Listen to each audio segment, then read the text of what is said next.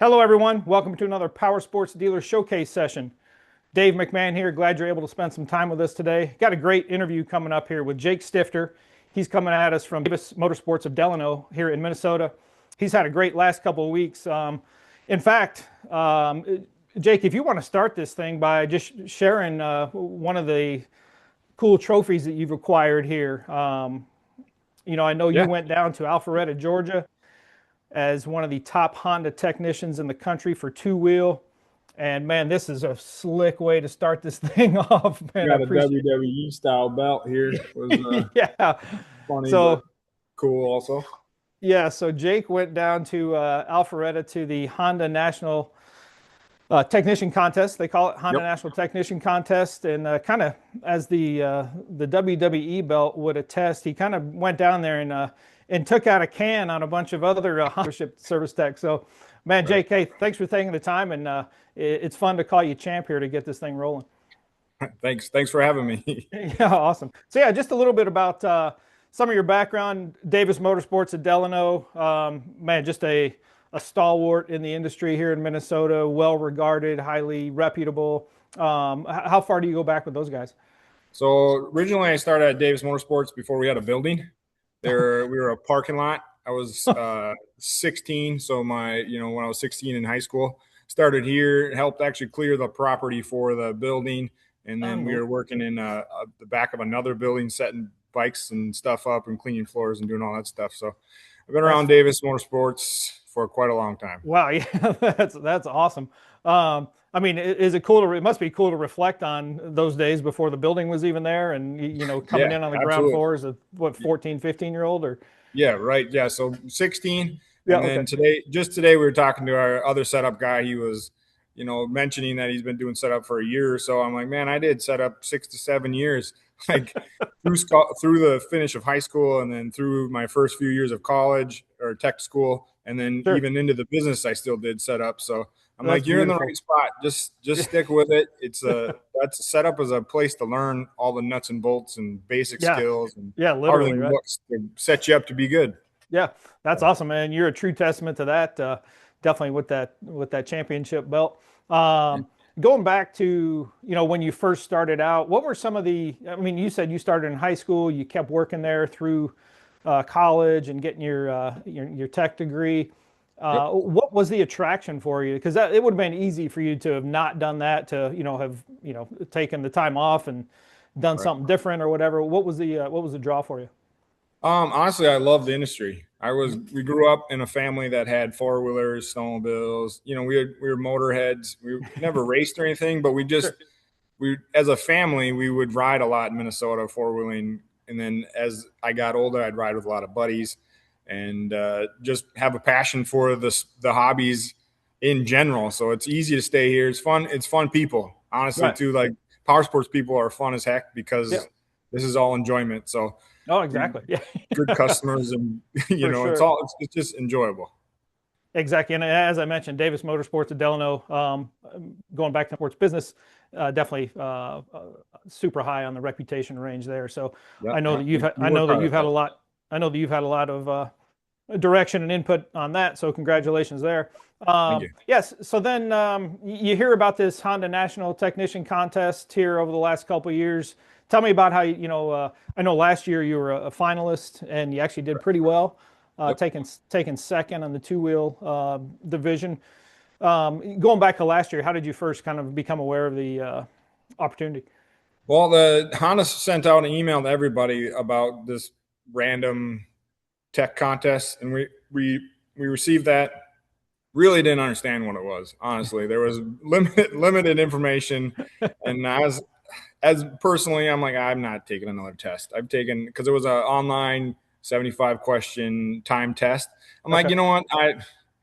I don't know if I want to. I don't know what this is. It's probably not a big deal. And Yeah. then the dealership and the Honda reps came around. Like, you got to take it, you got to do it. They pushed you into doing it. Like as a red level guy, they're like, Sure. Yep. there's not too many people can qualify just because of red level, right? And then Sure. so I took it, did pretty well. I felt like, and then actually, when I took the test last year, I felt like I did terribly, and it turned out I did well. So that was an interesting feeling. And then you show up to the event and nerves, man. Last year, if you saw some of the videos from Honda last year, the very first Sure. thing I had to write my name down, and I just crossed it out twice to write my name down. You got cameras and people. It was very nerve wracking last year, but also a good competition. That's awesome. Yeah, so you took second last year, and so I imagine coming out of there, the competitor in you was probably already looking forward to this year's contest. Well, I was so not exhausted, but overwhelmed maybe would be like at the end of the competition because like you have four of the best technicians in Honda's world right here, right? So Yep. like the amount of competition there was very difficult. So the stress of the event was very high. So by the end of it, I was fried. Honestly, I was done. Like I'm like, I don't think I'm gonna do this. I was on the fence coming back. And then after a month or two, everything settled and you kind of rethought everything. And you're like, all right, I'm gonna win it. I want to go back and win it. Like I don't Oh, I don't nice. want to Yeah. just sit back and watch somebody else. Right. So Yeah. yeah. That's beautiful. Yeah. So, anything, so you're coming into this year's competition, anything you did in preparation differently or just mindset wise or even, training? Right. Yeah. So last year I struggled. We had mechanical calipers. So I'd Okay. struggled reading the metric mechanical calipers, like Yep. for precision measurement. So I did a bunch of practice with those tools. I actually bought some tools and borrowed some tools Nice. to anticipation I was going to have to do similar stuff. Right. And then there's a common service manual, is Honda's Bible, if you want to call it that. You Sure. should read that. Like just anybody in general should read that if you're in the technician field. But a lot of their information and processes come out of that. And Honda's a very like the right step orientation. So step Sure. one, don't skip to step two, take step one. So just Right. knowing that from this year, I felt like I would be more prepared, but then you Yep. show up and it completely flipped the switch. So there was about the only thing was not as bad this year was the nerves. Like, so, Okay. you kind of got used to the camera guys and all the other event staff there. So I Right. wasn't nearly as anxious or nervous as I was last year, but realistically, everything I had prepared for after learning from last year didn't help much. So the guys that put the competition on did a really good job with that. Like, so there was no advantage other than nerves, in Right. my opinion, from Yeah. last Well, year to this year. yeah, Yeah. that's beautiful and a great testament to the Honda crew for making it so competitive and keeping it on a level playing field. That's Yeah. cool. And then did you have some buddies that you ran into that also were repeat finalists or this Yeah. year? So we had in the two wheel, we had three total guys were from last year. And then we Nice. had a new guy, new guy was Colin. Yep. So nice to see all those guys again. And Yeah. then in the four wheel, so like we're combined with the four wheel, but separate from the four wheel guys. So it's the same competition, but Sure. they're in a Yep. different Yeah. Like category. division. Yep. Yep. Yeah. And then so a couple of those guys came back from last year Oh, nice. too. That's So cool. it was nice to see, it's you get such a group of smart people that are just in love with the hobby that you are. And Exactly. you have way more connection and communication and learn from other guys what they're doing, what works, like so Exactly. the community of it is so much more than just a competition, if you don't Yep. mind. Yeah, that's awesome. And then did you guys have some like a ride somewhere, or did you go out Yeah. and kind of get to know each other a little bit? Yeah, so you're all in the same hotel. So you start in a meeting, and then you do they do a day one is off vehicle, so it's a test, and then a off vehicle type stuff. But Sure. you're all in the same, like you're all forced to be in the same area all the Oh, time. right. So like, Yep. but at the end of the competition, we do go. So this was Thursday. We got to go to Iron Mountain and Oh, then nice. ride Okay. one of those Talons. So Oh, like sweet. it was, it's pretty good buddy stuff till the competition starts, and then it's all seriousness, and then it's back to buddy. So it's an Exactly. interesting dynamic when Oh, you're I'm sure. Yeah. Yeah, you kind of brought up the 2 day situation you had going on. Let's get started here on day one. What do you yeah. remember about some of the challenges or hurdles of that one? So day one, we have like an introductory meeting, kind of meet everybody, like I was just mentioning. And then as the two wheel, we had to start with off bike stuff. So it was actually physical stuff. Our very first event was lacing a wheel. Okay. And Wow. I haven't done that in 10 to 15 years, let's be honest. So I was quite nervous about doing that. I started off, I did it as I thought I was doing a dirt bike wheel. So I did half of the lace and I had the whole half done. And then they call, so these are timed events. I'm sorry, I should know that. You have a specific amount of time to finish this. Yep. So it's a 20 minutes to lace this wheel. And I have half the wheel done in 10 minutes and he calls 10 minutes. I'm like, perfect, right? I go to put the other set of spokes in. They're interference. I'm like, so, within the first 10 minutes, I'm like, oh, this is not disastrous. Well. Yeah. So then, you're trying to take everything apart. And then it was the first 20 minutes was extremely frustrating for myself. I'm sure a couple of other guys too, because there was only, I think Santiago is the only guy that actually finished the wheel lacing in 20 minutes. So, with, like I said, with the class of technicians we have, if you look over and one guy's got it done and nobody else has it done, you're like, oh man, how are we going to come back from this? So, but unbelievable. So then you get a little break. And then so the second thing was lace a wheel. So it was the same wheel you trued, but they had one pre-assembled sitting there on a truing stand. Yep. So you have to try to true that. I think it was like 30 minutes you got to true. And then within tolerances, there's no real direction. It's just by the Honda Bible, really. If you look at the common service manual, it tells you how to do it. And then, so I got pretty dang close on that. If about another 5 minutes, I'd have been really happy with my result. But I was still frustrated from the wheel lacing fiasco, if you want to call it that. And then the next event was build a circuit. So they gave us a wiring diagram of a Honda four-wheeler taillight, brake light switch. So you had a table, a pinout board, and then you had all the switches and wires and stuff, a battery. So you had to make that circuit on, like electrical board. Sure. It was fairly complicated, but nothing too hard. Excuse me. Right. And then the final off bike on that day one was rivet a chain. So you had to chain press a chain apart, rivet on a master link within the right tolerances. Got it. I think it was 20 minutes, 25 minutes for that one. I can't remember the times because I was more focused on getting the task done. It felt like it was about 4 seconds at some point, I'm sure. It did, absolutely. Yeah. So I finished the master link in basically the nick of time because just not used to the tools. I do a different process than what Honda wants you to do. And then, like there's tolerances you have to hit for the points or the score, right? So you got to make sure you're not over and under. I see. Yeah. But that I finished and felt okay with that one. And then we got a 15-minute-ish break. And then we went to a hour and a half open book test. They had timed 100 questions. You had an hour and a half, and then that was basically out of the common service manual test. Okay. And then you get do as well as you can on that. So I did okay on that one. I felt like I could have done a little better, but you go through the test and then you bookmark a couple questions, hoping that you can come back to study a little bit more because you are limited to time.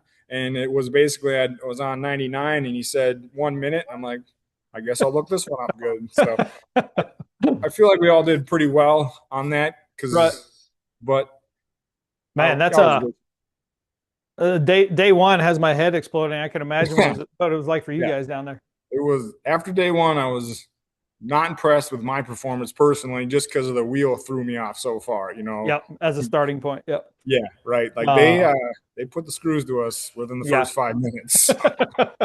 What? It sounds like you might have had a little support system there to help you kind of get over that, though. Yeah. So as the competition, you're allowed one dealer representative and then a guest. So I brought my wife, and then the dealer representative is actually our manager is Tom, who is my dad also. So nice. I had two family people there, At one point I was doing the wheel and I was taking it back apart and I saw Tom, my dad, just walk away. I'm like, oh, yep, this looks as bad as it feels, like he just had to walk away. And then my wife's Oh, kind of just sitting over there, yeah. not realizing what's happening, but also knows that I'm frustrated. So Right. after day one, I'm like, I didn't think I had a chance of even being in the top couple because Right. of how bad I felt I did. Yeah. Um, Th- so like that This is night was a long night. this is sounding like a Sam Darnold kind of a comeback story here. Yeah, I guess. Yeah, kind to, of to right. get to get to the status of champ. So yeah, so talk about day two. I know it was the Gold Wing was what you guys were working on, right? Correct. Yeah. Yep. Yeah. So day two, we are at the actual Alpharetta training center. So Okay. it's a Honda training center, and they have it all set up nice. So you have everybody's got a bay with a bike and all the same tools. So it's a really Okay. fair. Like everybody has a judge in there, and so you have your bike and your tools and your bay. Like so, then the first thing we had to do was Gold Wing no start. So like they Okay. gave you a brief RO description Mhm. where it said ran the bike yesterday, is on Optimate all the time. Like just a basic. The bike starts or turns on but doesn't crank. Like Got so, it. it's just light description Right. of what's going on, like you would see in a shop, right? Sure. So so I ended up you we went into it, found that so you hook up the Honda computer and do all this stuff, and there's really no diagnostic codes or there's no like pinpoint like hey go this way or go Oh, I that see. way. Yep. It's just you kind of they did a pretty good job there too because it was a kind of a gut feeling for me, but an Yep. educated gut feeling. Like I went Sure. through the book, figured out some of that stuff, like for diagnostic, checked all the basic easy stuff, and ended up going into the bike and then finding out that the bike start switch had been disconnected. Ah. So that was so you had to take the bike apart, Right. and then I fixed the wire, put the bike back together in an amount of time. Like so that Got you had, I think, 2.5 hours to do that. And it. Okay. on day two,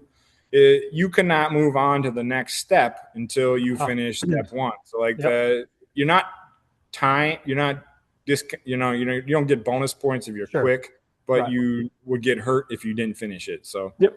but I think we had two guys not 100% done with that diagnostic. So then they had to, delay a little bit for their next Right. section. Gotcha. Like, so we get like a 15-minute break then. And then the next one is a Gold Wing 20,000-mile service. So it includes inspections, oil filters, like, just a basic service. And you get 40 minutes for that. And so myself and Devin, I'm pretty certain we're 100% done with the no start. So we were basically on track, like at that, at the next 40 seconds or 40 minutes, we both Sure. were starting at zero. So we were competing closely to each other. Yep. And we both, first of all, go to dump the engine oil, and they have these nice little plastic engine oil jugs, and none of them. So I don't know if this was part of the gig or what, but they didn't. So I pulled the little vent cap, but they had a mesh, and then they didn't pull the cap under there. So Devin and I both have oil everywhere, and this is not acceptable for anybody, especially in a competition like this. Is point. Right. So we're not sure if they were pulling one over on us or Right. it was like so like you're supposed to check it because you're a mechanic, or if they just forgot to do it. Like, Exactly. but so we ended up making a mess, and then I believe Devin and I basically were about the same time expired, and we still hadn't finished. And I think Santiago was another contestant, and Mhm. he was at the service. I don't want to speak for them too much, but and then Colin was still trying to get it to start, if I remember right. Sure. So then, we were all behind so we get Yeah. a 15-minute interview. We have 20 minutes. We're all behind, all four of us. And then the final 20 minutes so I had to finish the oil change service, which was not a lot, but I still had that carried over. Sure. And then the last task was put fork covers on a Gold Wing. So Okay. it's like it's not a terrible thing to do, but I was able to finish within maybe a couple minutes left of the whole event. So Right. it was a long, basically 4 hours. Okay. That's you're Right. sweating and making sure you do everything, nice and order and clean. And Exactly. so it was a Um, long. Yeah, and then so at the conclusion, how do they? What's like the award ceremony, or how do you guys? How Yeah. did you find out that So you won? then that evening they have a banquet style meal at the hotel again. Yep. Every dealership is at their own table, and then they have like a Honda trainer, or Honda tech, or Yep. Honda represented at everybody's table. They have a real nice supper and all that stuff, and then they kind of drag it out just to make the nerves of everybody go. and and they have a bunch of people speak, and then they ended up giving so I'll get a participation award trophy, Sure. and then the final trophies. Boy, some of it was a blur. I was kind of shocked, honestly. So Yeah. they handed that out, and then they talked something, and all of a sudden my name's on the board. I'm like, what in the heck? Me? And I looked over at my wife, and she's like, and my dad's sitting there, and then I have an old FTM, so Honda tech manager Sure. is Eric Newcomb, a really good friend of mine that's taught me a lot of stuff. And then Okay. Jeremy is basically the director of the event. And I'm like, well, I didn't expect my name to be up there. Honestly, after day one, I'm like, there's no chance, right? So I got called up. I was extremely surprised and grateful, and they handed me the trophy, and I'm like, I don't have any idea how. let's how let's take one more look at that belt here before we yeah, sure. before we wrap up. That's a Yeah, so Trent, so so Trent won the four wheel, and we both got yeah, a man, belt, and that then thing is cool. Is that about is that about the coolest trophy you've ever won? yeah, this thing is legit too. It's it's quite heavy. It's a Yep. cast metal, like it's leather. They Yeah, spent that thing was some sharp. time. Yeah, Have you I'm had getting. any customers come in yet and want to check it out? Yeah, well, yeah, Oh, absolutely. We nice. got guys coming in, and Oh, we got great customers. Like yeah. the Goldwing guys that we deal with are just unbelievable. Like, so they're Right. so supportive of us, and we try to help them as much as we can. But it's fun talking to guys and just showing them the belt. And like, Oh, yeah. our Tom was like, well, every time you come talk to somebody, just throw the belt over the shoulders. So they know who they're talking to. I'm like, I don't know if I'm, I'm not Yeah, quite that. they're gonna come. They're just gonna come in and start asking for champ. I imagine these days, right? Yeah, right. Yeah, that's an unusual thing to be called. Like, that's beautiful. Yeah, you kind of talked about some of those people who've helped you out and gave you some guidance and direction along the way. yeah, I imagine at Davis Motorsports at Delano, there's guys who've been there. I know you've been there for many years. I yep. suppose you guys have a really tenured crew there. Yes, yeah. So when I started off, we had a couple other guys. We had an old guy named Ed, and then another guy named Tim. So that was when I was doing setup. Okay. Those guys. So Tim was military and mechanic, and Ed was an grumpy old mechanic, right? Smart guy, like just the grumpy old guy in the shop, like just. Exactly. Yep. But he was very smart, and he'd spend time teaching you and showing Okay. you, like so he Yeah. knew the knowledge. And then same with Tim. He was a little bit younger, kind of got along better with him, but. So they put a lot of input, and then we had a lot of our Honda managers at the time. We used to have FTMs that would actually come to your shop. So we had a Chris Smith guy, his name was, and he Mhm. was a guy to be inspired by, to be like he Nice. was so detail oriented. Everything was perfect. It was never never rushed, or like second hand job, or just you Right. don't skip steps, right? He was Yep. so he'd come and help when we had issues, and he was by the book. So it was nice to see a guy that was that good. Cool. And then after that, we had Eric Newcomb, was a guy that was actually at the table. I see. Yep. He was just as good as Chris Smith, and I'm actually still in contact with Eric, and we've been lucky in Minnesota to have such good Honda representation Nice. to look up to and be helped by or assisted with. Right. That's awesome. There's a lot of guys at the Honda tech line, so that like dealer tech line. A lot of Sure. those guys are really good. I also became friends with. If you're doing this for so long, you become Oh yeah.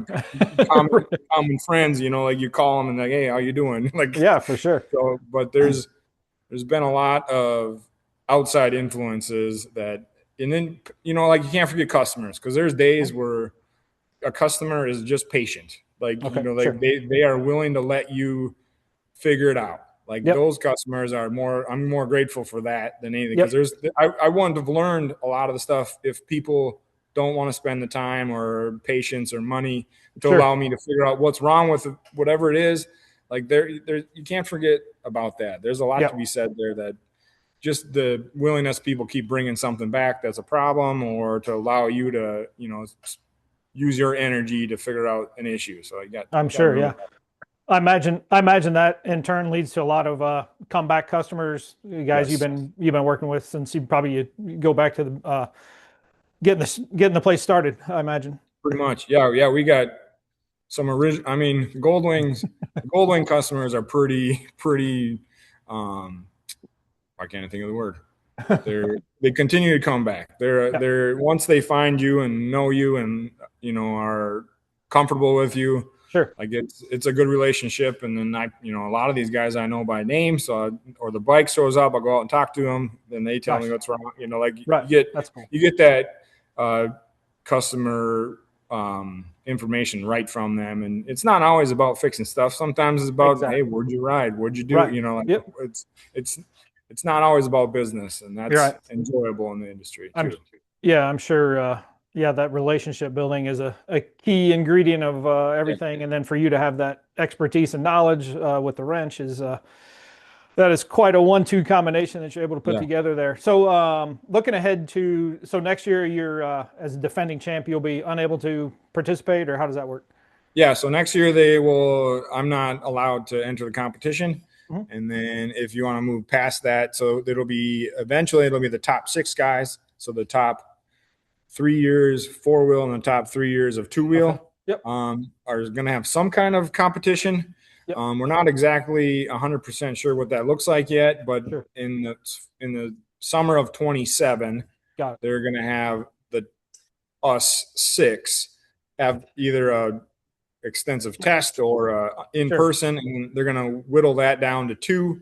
And then in Nice. the fall of 27, the top 2 are going to be invited to go to Japan for the World Tech Unreal. competition. Yeah, Fantastic. Man, that'll be that's fun. this is opening up some doors for you, which is awesome, Right. man. Yeah. Well, Yeah. cool. Yeah, Jake, man, appreciate the insight, and that's a great story to tell, and you did a great job of doing it. So appreciate that. Man, Thank you.